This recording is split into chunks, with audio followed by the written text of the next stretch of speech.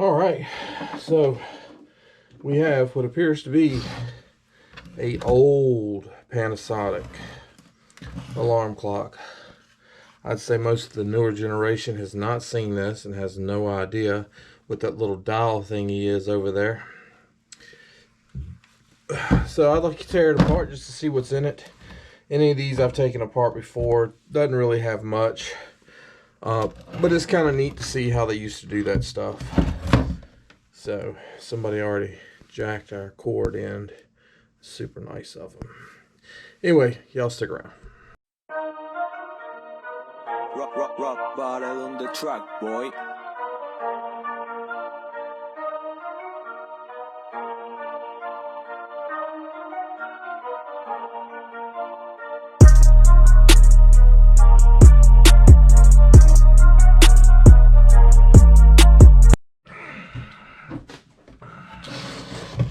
Alright, so we're going to try to do this without stabbing ourselves with a screwdriver again, because that sucked. See my boo-boo? Alright, so I'm probably going to have to go find one of these other screwdrivers because there's some deep spots in there, but we'll go ahead and take out what we can now.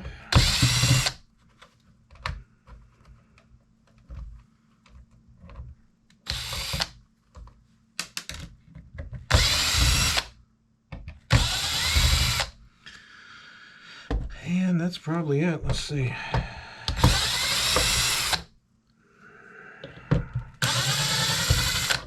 We're reaching. I didn't think we'd be able to reach.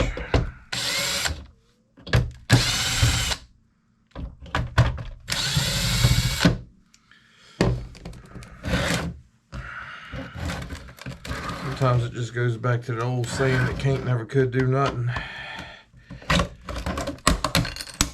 until he tried.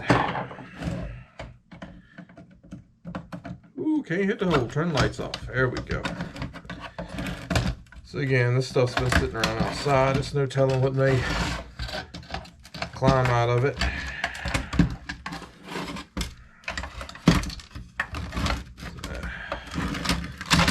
Bear with me for the excitement.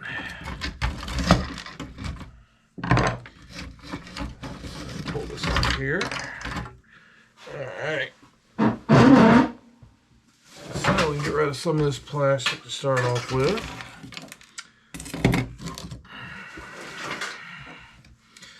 Alright, so for any of y'all younger generation, because I'm sure digital's been out for a long time, and the old dials are, well, they're old. I mean, that was the old school way. I can remember it that way. But there'd be a needle on the front, which this would be the needle right here. And it sits over this. And as you dial that radio, you tune your station in as that needle goes back and forth.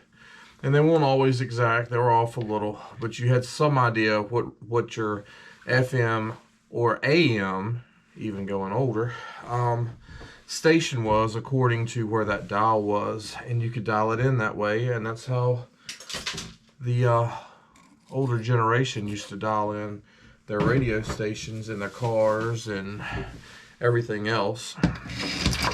Even cooler, I think, is this setup right here. So as the meter would turn, the numbers flip down. It just released from the pin once it got enough pressure. And that's how the time changed. That's how the old scoreboards were. Y'all may remember those. Stuff like that. And I think that's part of the reason why I enjoy doing this stuff is remembering where we came from and where we are now. Not that I agree with some of where we are now, but it's still neat to see the advancements that have come along in years and the different things that people have figured out how to do and make But it also reminds you, if we ever lose electricity, people are going to flip. They will have no idea what time it is. There's plenty of people out here that's never even spent any time outside, let alone knowing where the sun is in relation to the skies or what time of day it is or anything else. So, and that's just a small, for instance. There's plenty of other for instances out there, like counting money. I'd say 30% of the world can't even count money anymore. It's all computer done. Nobody knows how to do it. So if they had to buy something from their neighbor,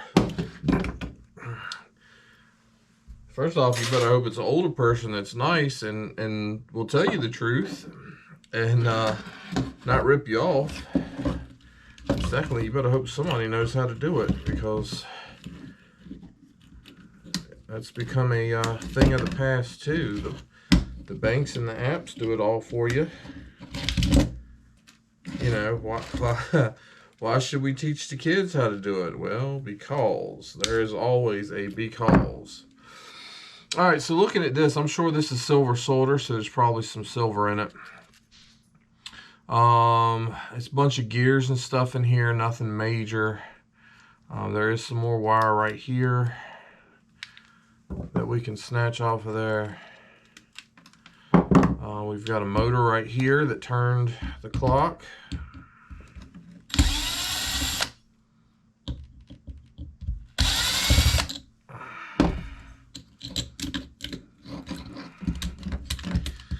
Apparently it is attached to that circuit board.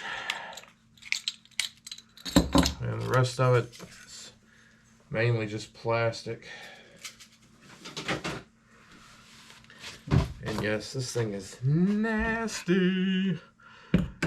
Alright, so we got a little more wire we can put over here, and some more wire we can put over here, and a little more wire we can put over here.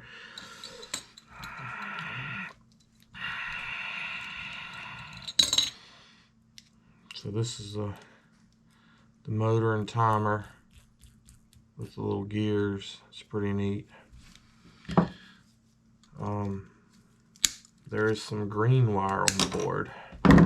So we got another motor. What is green wire? I mean, wire is normally either copper coated or silver or copper looking, or, you know. So this is going to be copper, in case you didn't know. It's coated in a green coating to keep it from shorting out. It's not something you see nowadays.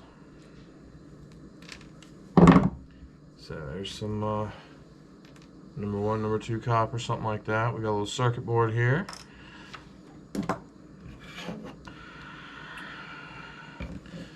So this is going to be the crystal. So the old ways, apparently it's not going to let me do it, so whatever. And I don't even understand this yet, but there's something they call these a crystal, and that's how it dials in the stuff and all. These normally turn, which this one doesn't. Some of these handle some of your other moving parts, antenna, you know, different things like that. There's a couple of other little coils of copper on the board. This is one of your dials. You can see some more copper over here. Actually, I think these are the crystals. You can dial those. Some of your transistors and resistors and stuff very well may be valuable. Not super valuable, but have some value on this board. I don't remember the different colored dipped items and what's in them. Not something I normally fool with.